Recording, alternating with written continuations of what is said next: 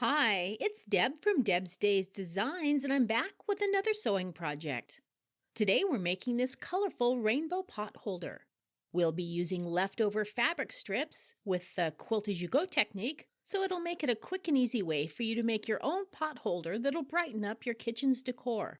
And it's a great project for beginning sewers too. Before I get started, I publish new content frequently, so be sure to subscribe to my YouTube channel or stop by the blog at debsdays.com and check out my Etsy shop, Deb's Days Designs. That's where you'll find a digital version of this project. You can download it at home and print out the entire pattern. It has the materials list and cutting measurements, step-by-step written instructions, and color photos. Or, to save paper, just read through the directions on your device. Alright, let's get this project started. Along with your regular sewing supplies for this project, you'll need fabric strips in the colors of the rainbow. I'm using red, orange, yellow, green, blue, purple, and violet. A backing fabric. All those fabrics need to be 100% cotton. Some cotton batting and Insulbright, and I would highly recommend a walking foot to help feed all the layers through the machine. First, place the backing fabric with the wrong side of the fabric facing up.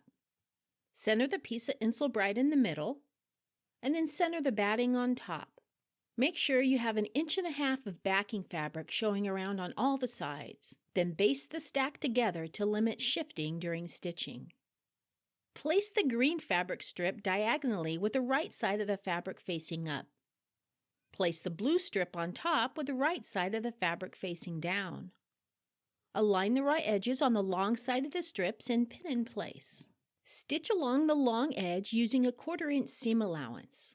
Since we're using the backing piece as a binding, do not stitch beyond the edge of that batting Insulbright piece. Press it open. Place the purple strip on top of the blue strip, right sides facing, and stitch using a 1/4 inch seam allowance. Press open. Add the violet strip and again stitch using a 1/4 inch seam allowance and press it open. And turn the piece around. Place the yellow strip on top of the green strip, stitch along the long edge and press it open. Follow the same technique to add the orange and red strips. Flip the piece over. Fold the backing out of the way and very carefully trim away the excess ends of the strips without cutting into the backing. Flip the piece right side up. Trim the backing fabric so it measures 1 inch away from the edge of the front fabric. Next, we'll make our mitered corners. Measure 1 inch away from each corner and mark it, and draw a straight line to connect those marks, and then cut on the line. Fold the raw edge corner over the corner of the front and press it. Fold each side in so the raw edge of the fabric meets near the raw edge of the front and press it. Fold the backing fabric over one more time so it becomes the binding on the front and press it.